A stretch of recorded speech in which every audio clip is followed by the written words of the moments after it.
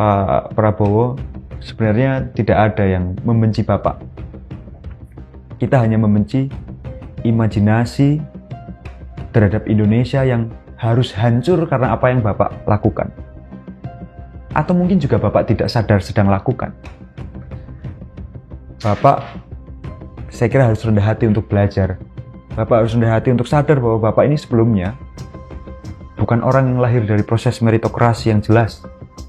Bapak tiba-tiba lahir sudah di dalam kasur emas.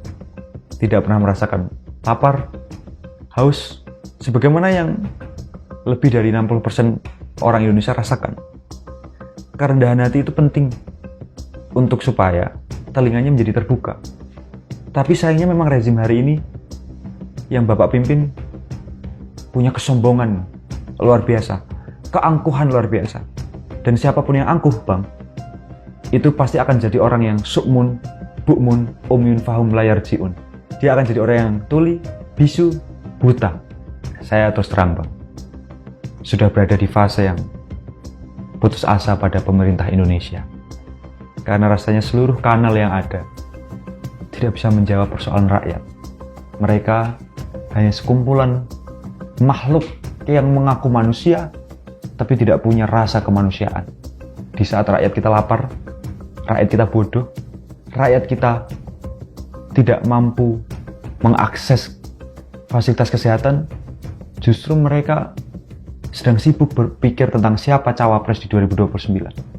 Saya harap penguasa hari ini punya kesadaran bahwa mereka ini sebenarnya hanya buruh outsourcing yang diperintahkan oleh rakyat untuk bekerja 5 tahunan. Jangan pernah merasa republik ini milikmu.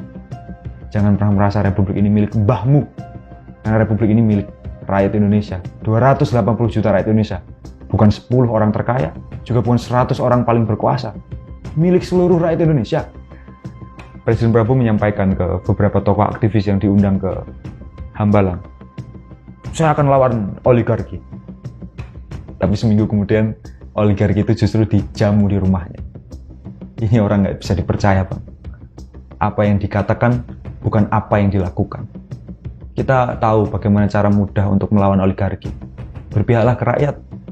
Buatlah undang-undang tentang pembatasan kekuasaan terhadap sumber daya alam, terhadap bisnis, sehingga oligarki tidak mampu lebih mengguritakan bisnisnya dan mematikan kemungkinan rakyat untuk menjadi sejahtera.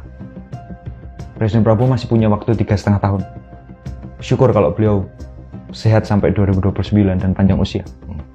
Tapi Pak Presiden sebagai orang yang sudah sepuh, saya harap panjenengan punya kesadaran bahwa tidak ada lagi yang panjenengan harapkan selain nama baik yang harus ditinggalkan.